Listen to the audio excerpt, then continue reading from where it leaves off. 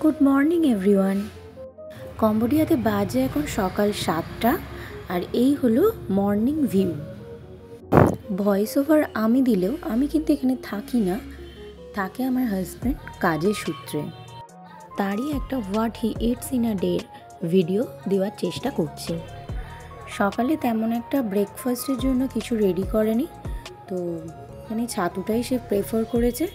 আর ছাতুর মধ্যে পেঁয়াজ, গোলমরিচ আর নুন এইসব আর কি ইনগ্রিডিয়েন্টসগুলো দিয়ে একটু ছাতুটাকে ঠিক মতো করে গুলে নিয়ে সেটাকেই ব্রেকফাস্টে খাবে।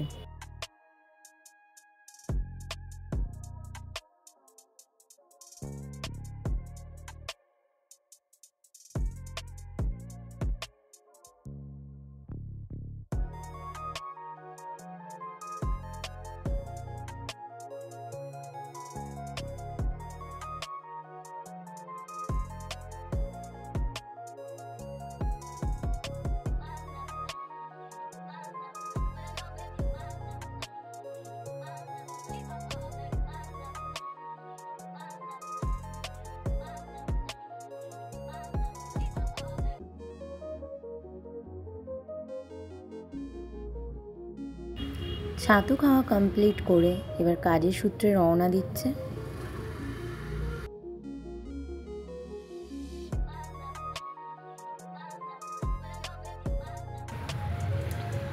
এরপর দুপুরের কোনো ভিডিও ক্লিপ নেওয়া হয়নি, তার কারণ হলো সে বাইরেই লাঞ্চটা তার কমপ্লিট করেছে। এরপরে যখন সে বাড়ি ফিরেছে রাতের জন্য মানে ডিনারের জন্য ডালিয়া, পেঁয়াজি আর পমফ্রেট মাছ ভাজা এইগুলোই সে তৈরি করবে।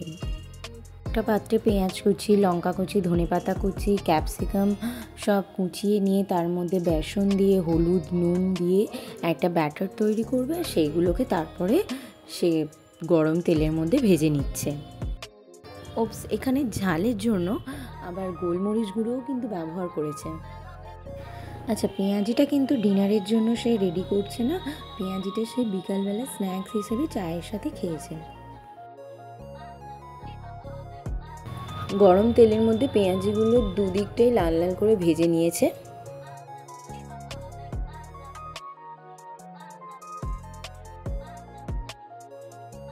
পেঁয়াজিগুলো ভেজে নেওয়ার পরে সে এবার তৈরি করবে ডালিয়া। আর ডালিয়া তৈরি করছে সব রকমের সবজি দিয়ে।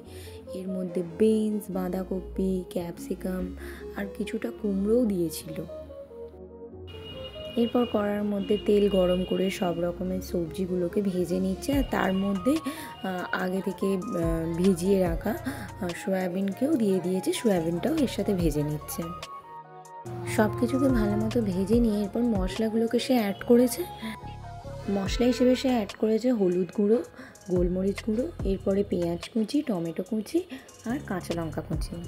এরপর এগুলোকে আবার ভালো করে মিক্সড করছে। রান্নাটা কিন্তু একটু কম তেলেই করা হয়েছে। আর এরপরে আর কি ভালো মতো সব কিছুটা ভেজে নিয়ে তারপরে এখানে ডালিয়াটা অ্যাড করে দিচ্ছে। আচ্ছা, ডালিয়ার মধ্যে কিন্তু মুগের ডালও অ্যাড করা ছিল, মানে মুগের ডাল আর ডালিয়া একসঙ্গে ভিজিয়ে রেখেছিল।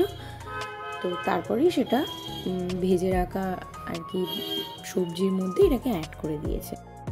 এরপর ডালিয়ার মধ্যে কিছুটা জল অ্যাড করে আর কি সেটাকে ফুটতে দিচ্ছে। এরপরে সে তৈরি করছে পমফ্রেট মাছ ভাজা।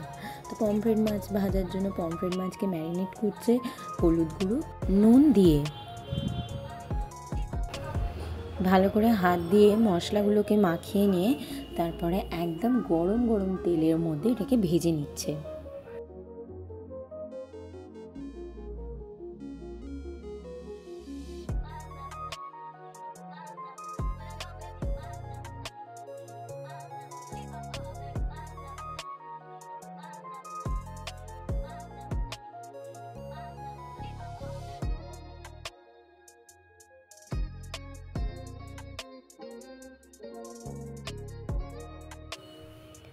ব্যাস সব কিছু রেডি।